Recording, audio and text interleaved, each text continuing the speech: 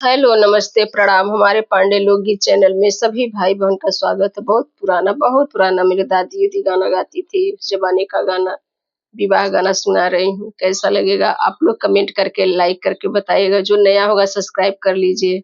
पुरैन पात पे सुतेली गौरा देई, सपना देखेली जगुत।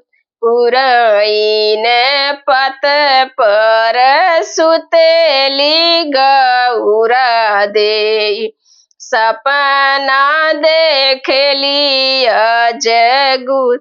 मिलहु सखिया हो, मिलहु सहेलारी, सपना के करहु विचार। मिलहु सखिया हो, मिलहु सहेलारी, मिली जुली करहु विचार। कवने ही देशवा में बाजन एक बाजेला, के कर होला बिया।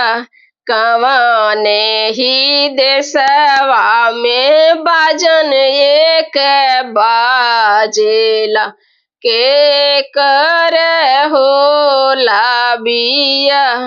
मोरंग देशवा में बाजन एक बाजेला, शिव जी के होला बिया।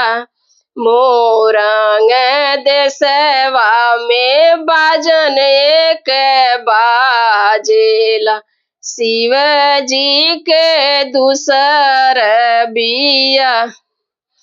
भीतरी बाटू की बाहरी गौरा देई, सवती परिछिले जाओ। भीतरी बाटू की बाहरी गौरा देई, सवती परिछिले जाओ। मुहावा उघारी जब देखेली गौरा देई, इते हई बहिना हमर। मुहावा उघारी जब देखेली गौरा देई, इते हई बहिना हमर।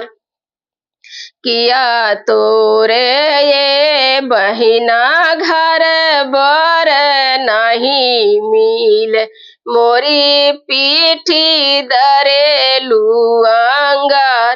किया तुहरे ये बहिना घर बर नहीं मिल, मोरे पीठी दरेलू अंगार।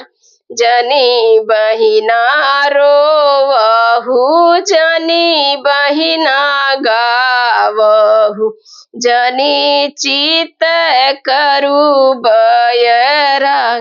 जनी बहिना रोवहु, जनी बहिना गावहु, जनी चित करू बयराग। तुहर कोन पैठी बहिना गोबर कढ़बो में, कहलो में करबो तुहर। कोन बैठी में गोबर कढ़बे हो, कहल में करबो तुहर। शिव के से जरिया दीदी कबहू ना जइबो हो, लड़ी का खेलइबो तुहर। शिव के से जरिया दीदी कबहू ना जइबे हो, लड़ी का खेलइबे तुहर। पुरैन पात पर सुतली गौरा देई सपना देखेली अनचित पुरैन पात पर सुतली गौरा देई सपना देखेली अजगुत